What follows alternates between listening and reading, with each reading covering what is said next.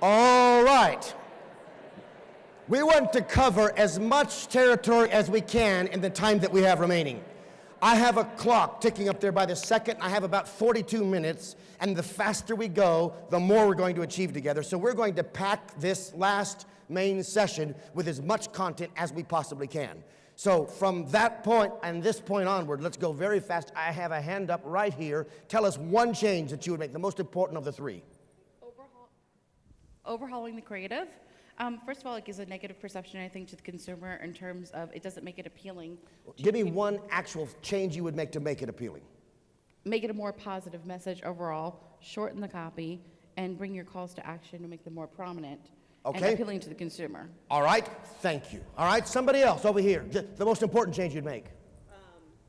Because the ultimate test run promise is in red, and it seems like that's something very important that they want to brand, moving that blue box with the promise to the top as opposed to having that negative message at the top. So you start immediately branding this ultimate test run promise. All right, so Kelly, where's Kelly at? She submitted this page. So Kelly, we're going to get all of this down. I want you to make a note on every bit, but actually, John is going to start changing the page as we talk about it. John, feel free to start moving it around. We've already sucked your page into our super secret software program. We sold our soul to the devil, and he gave us back this program, and we're going to optimize live.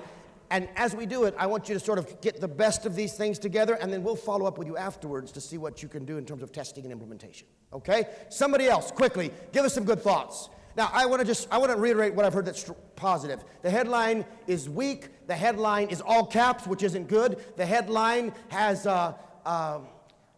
difficult to read rhythm, and this is that shoes-you-hate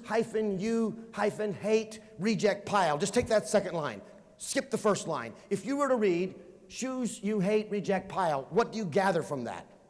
Not enough. Every single time you ask your customer to make meaning for themselves, you lose customers.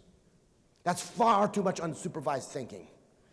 Make it clear and don't leave it up to them to try and find the clarity. All right? Good. So we need a stronger headline. Somebody else, what is another change you'd make? Right there, yes. CTA is also, the color of the CTA is it's berry with the other shoes. It's getting blended. The color of the call to action is the wrong color. I want practical things just like that. It is. The green is lost on the background. And let me ask you a different question. Is the green box a button? Is the other green box a button? Is the blue box a button? That's my point. How do you know until you click on it? Because it looks identical except for the color.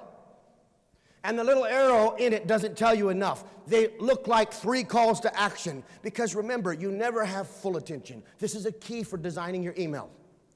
The most you can hope for is half of their attention.